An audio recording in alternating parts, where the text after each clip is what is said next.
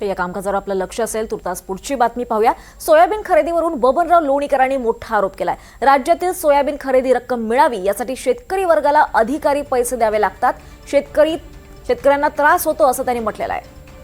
Soybean खरेदीवरून Babanrao लोणीकरांनी गंभीर आरोप केलाय. तर अधिकाऱ्यांना पैसे द्यावे लागतात असं लोणीकरांनी म्हटलंय. मंत्री महोदयांना मला विनंती करायची आहे की यावर्षी आपण सोयाबीन खरेदी केंद्र काही प्रमाणात चालू केले आहेत. आजच्या तारखेतही काही बाजार समिती आहेत, काही शेतकऱ्यांच्या कंपन्या आहेत. वेगवेगळ्या माध्यमातून सोयाबीन खरेदी केंद्रासाठीचे प्रस्ताव DMOच्या मार्फत शासनाकडे पाठवलेले आहेत. त्याला लवकर मान्यता मिळत नाही. मान्यता देताना काही अधिकारी पैसे मागतात अशा प्रकारची लेखी तक्रार, 4 लाख रुपये मागतात अशा प्रकारची लेखी तक्रार आष्टी येथील शेतकरी कंपनीच्या लोकांनी माझ्याकडे तक्रारी केलेल्या आहेत.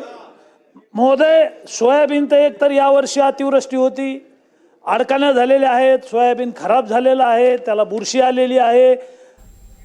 या संदर्भात अधिक माहिती घेऊयात आमचे प्रतिनिधी सागर कुलकर्णी यांच्याकडून. सागर, बबनराव लोणीकरांनी मोठा आरोप केला आहे सोयाबीन खरेदीवरून, काय अधिक माहिती?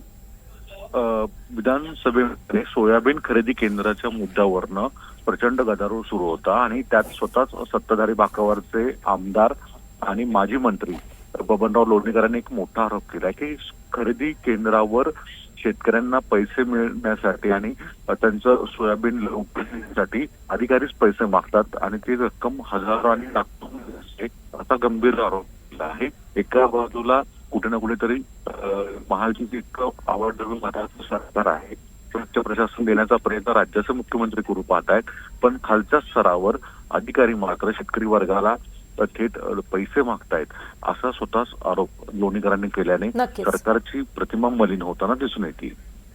नक्कीच सागर, धन्यवाद या सविस्तर माहितीसाठी. आणि आता